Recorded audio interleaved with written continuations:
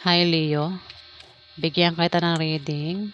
Ito ay sa July 16 hanggang July 31. Ito ay kalating buwan ng July.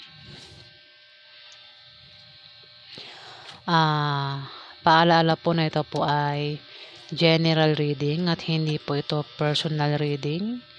Kaya bahala na po kayo makaresonate o hindi. Kung hindi po kayo tinutukoy ng reading na ito, maring ibang Leo po ang tinutukoy. So, simulan na po natin.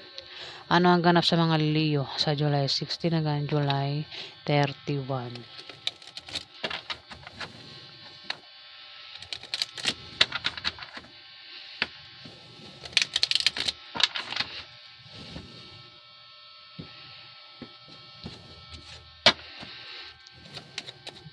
Ganap sa mga Leo sa July 16 hanggang July 31.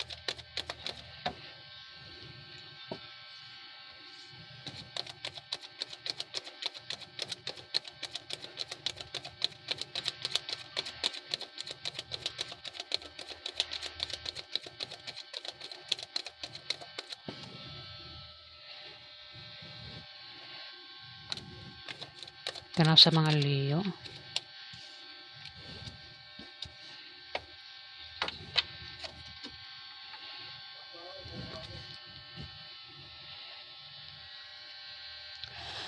Leo, 8 of Wands. Meron kang mabilisang pagdidesisyonan o may tao dito ang biglang magdidesisyon sa July 16 to July 31. Posible din na may mantalang pangyayari. May mga tao, may mga grupo ng mga tao dito mag-aaway-away, Leo. Ayan. Kung may grupo ka, Leo, yung grupo mo, ay maaaring mag-away-away yan sa July 16 to July 31. Kung wala kang kagrupo at may kilala kang grupo, maaaring mga kapitbahay mo yan, ayan. Maaaring yan ay mag-away-away sa July 16 hanggang July 31, Leo, ang mga grupong ito. May sumunod na Scorpio, Pisces o Cancer, lalaki. Pwedeng may mantala, ano? Hindi siya pwede sa grupo. Kung may inaantay kang tao, Scorpio, Leo, ba't Scorpio na banggit ko? Baka Scorpio, no? Kung may inaantay ka, Leo, na paparating na tao, maring mantala yun. Maring siya isang, Scorpio, Pisces o Cancer, Leo. Nabanggit ko si Scorpio, baka Scorpio yan, Leo. Mantalang paparating. Maring yan yung nagbabalak. Kung malayo na, kung malayo sa'yo, maring nagbabalak umuwi. Pwedeng yan ay member ng pamilya mo, maaari din na yan ay mismong asawa mo o boyfriend mo. Kasi lalaki yan king eh. Ayan. Maraming Leo bahala na kitamahan dito o hindi.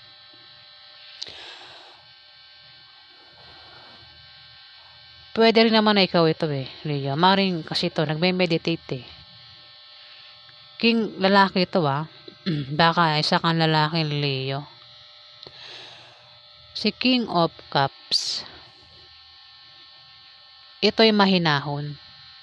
May malasakit ito sa ibang tao. Ang taong ito ay emotional din. Ganyan ka ba, Leo? Yung ugali nito pwede makuha mo sa July 16 to July 31. Ang taong ito ay mahinahon lang siya. Mahinahon. May malasakit sa ibang tao at emotional. Ayan, ganyan ka ba, Leo?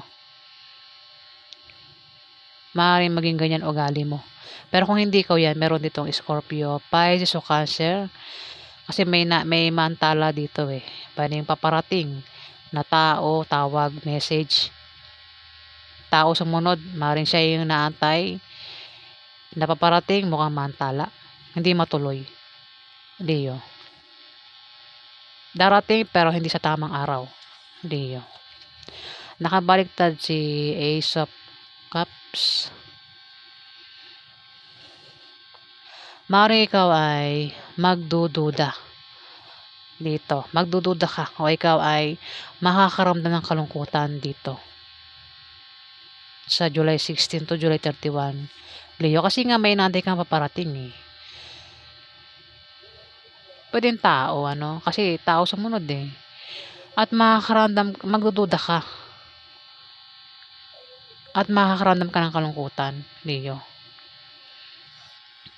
Maaari din naman may grupo ng tao mag-aaway-away, 'di ba? Kasi 8 of Wands yan, eh, grupo, eh. Kung grupo yan, mag-away-away, magdududa ka, bakit nga ba sila nag-aaway-away, 'di ba?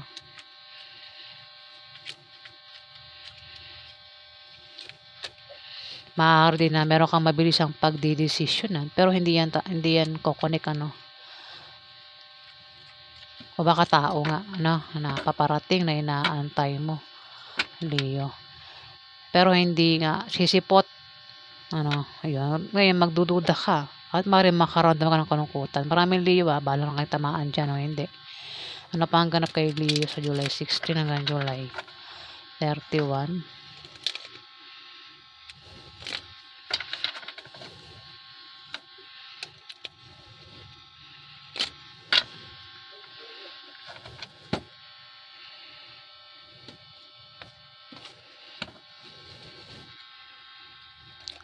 Ano pa ang ganap sa mga Leo sa July 16 hanggang July 31? Ganap sa mga Leo.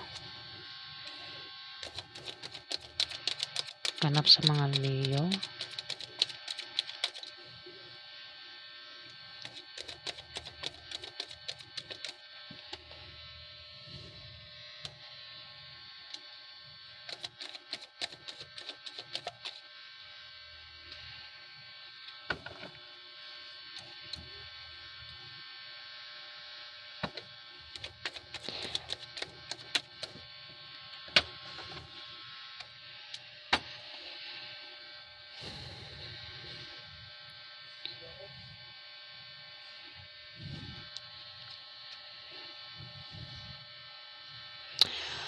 Dito, may Knight of Swords.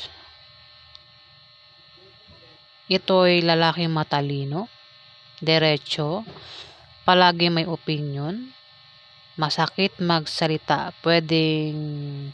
Kaya ito makakapagsalita ng masakit na salita. Maring ito ay may dinedepensahan.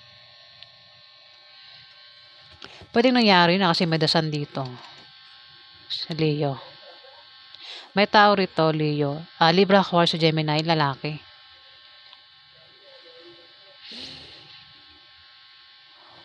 Parang naghahabol siya rito. Naghahabol o ito ay ano. Basta ang taong ito, Leo, maring makaaway mo, makasagutan mo sa July 16 hanggang July 31. Libra, Aquarius, Gemini, lalaki. Pwedeng ito ay asawa mo, boyfriend mo, o member ng pamilya mo, Leo.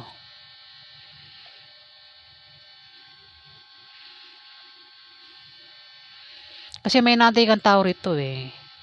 Mukhang hindi matutuloy yung taong ito na paparating at magdududa ka dito. Maaaring makaramdam ka rin ng kalungkutan. At dito may magagalit. Maaaring makapagsalita ng masama. Kasi hindi nga natuloy, eh. Pero pwedeng nangyari na kasi may dasal na rito, eh. Leo, pwedeng nangyari na. At kung nangyari na yan, ayan, may dasan. Kasi may taong makakapagsalita ng masakit na salita rito. 'Di ba? Kapag nakapagsalita ka ng masakit na salita, masasugatan yung feelings mo. Ayun. Ito kasi dasan. Kaya-ayang pakiramdam, Leo. Kung may taong makapagsalita ng masama sa'yo, ayan, may dasan dito, Leo. Kaya-ayang pakiramdam. Kumbaga, kung may pain kang nararamdaman, physical man yan o emotional, may paghilo, may pagaling, Leo.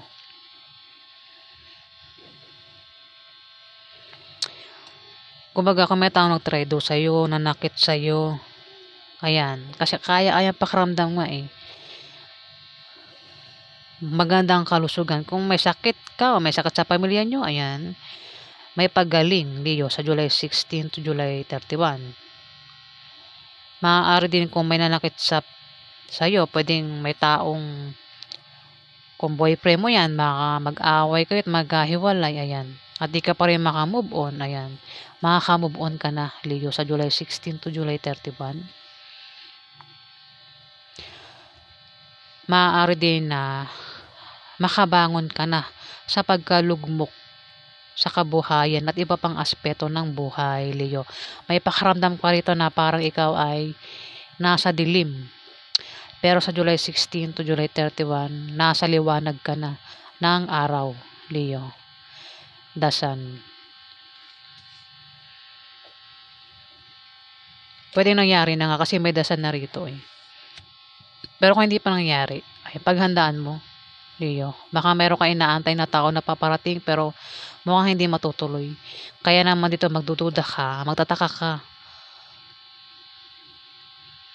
At makakaramdam ka nga ng kalungkutan kaya naman may tao rito ang parang galit at makakapagsalita ng masama.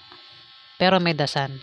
Kumbaga, kung may mananakit ng feelings mo, may paghilo, may pagaling, Leo. Kasi may dasan nga rito. Pwede nga nangyari na nga kasi may dasan na rito eh. Dito, Four of Swords. Maring ikaw ay, kasi nakahiga ka rito mukhang marami ang higa mo, no? Marami pahinga mo. Ang ibang Leo lagi nakahiga. Maraming pahinga. Pero ang dahilan kung bakit ka nakahiga, maring meron kang binabantayan o ikaw ay nagpapahinga para ikaw ay makapag-isip ng mabuti o meron kang pinaghahandaan o maring ikaw ay nagpapagaling kung may sakit ka. Ayan, maring nagpapagaling ka sa sakit mo kaya nakahiga ka. Kung hindi ikaw yung may sakit, maring sa pamilya nyo may sakit. At kaya ito nakahiga, nagpapagaling ito, Leo.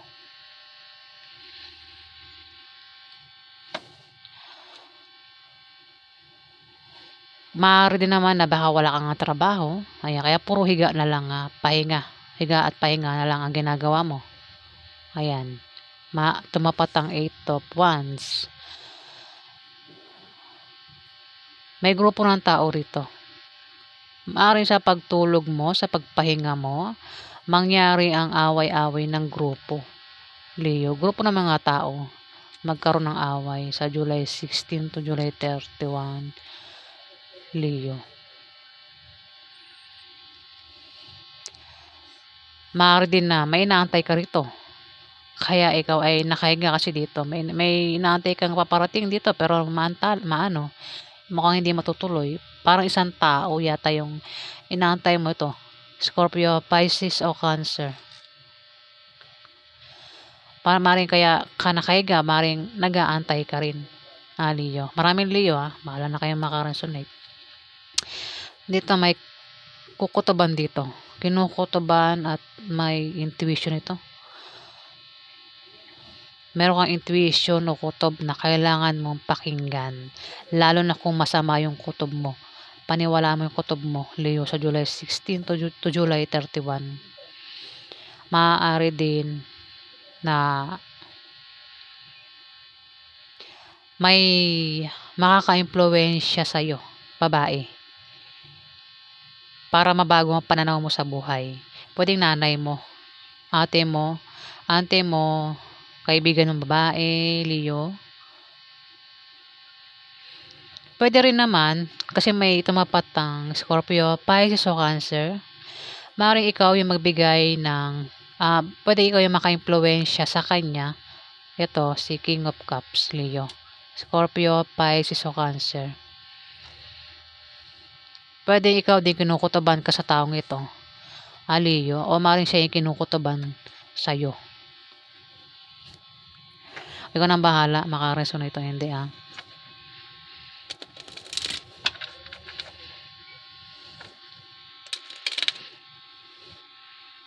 Ano pa ang ganap kay Leo sa July 16 hanggang July 31.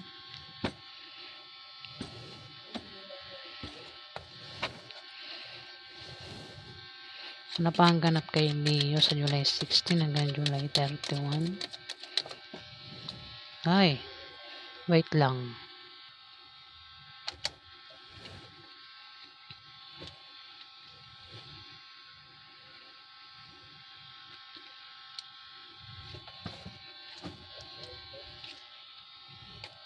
Napanganap kay Leo sa July 16 hanggang July 21.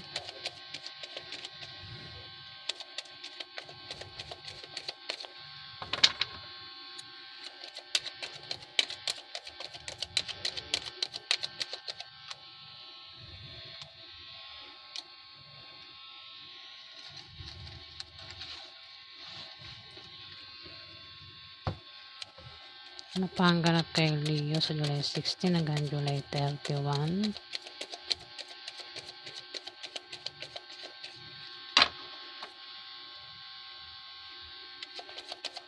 Ganap kay Leo.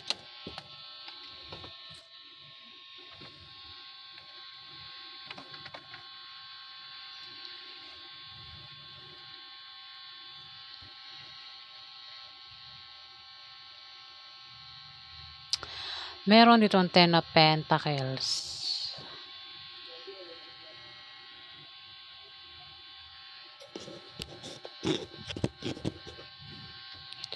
Ten of Pentacles.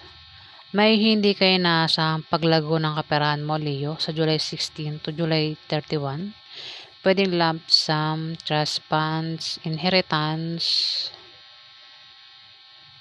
solid foundation, privilege, ancestry. O kung may negosyo ka, Leo, may paglago, may pag-ani, o maring may pamana na ikaw ay matatanggap. Pwedeng pension ang matanggap mo. Pwede rin na may tao rito ang mag-retired sa kanyang trabaho, Leo. Ayan, bahala ka na makaresonate ha. Dito, the world. Mari maging perfect o perfecto lang ang sitwasyon mo. O mari may tao rito ang ganyan. Kasi Libra, Aquarius, Gemini, meron dito.